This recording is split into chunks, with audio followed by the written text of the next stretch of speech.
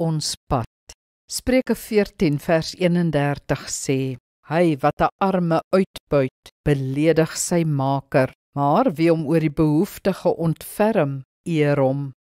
Ons voel dikwels ongemaklik as daar oor armoede gepraat word. Ons gaan op die verdediging of distansieer onsself daarvan deur ontkenning of redenasies. Ons voel ons het reeds genoeg uitdagings of wil eerder in ons onbekommerde wêreld bly omdat die probleem vir ons te groot is. Dis alles normale reaksies, maar die feite bly dat baie mense ly, dat God hulle liefhet en dat ook ons naaste moet lief hê.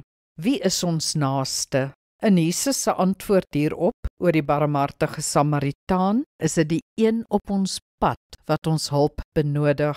Kom ons vergeet dus van al die armes. Ons kan hulle beslis nie almal help nie.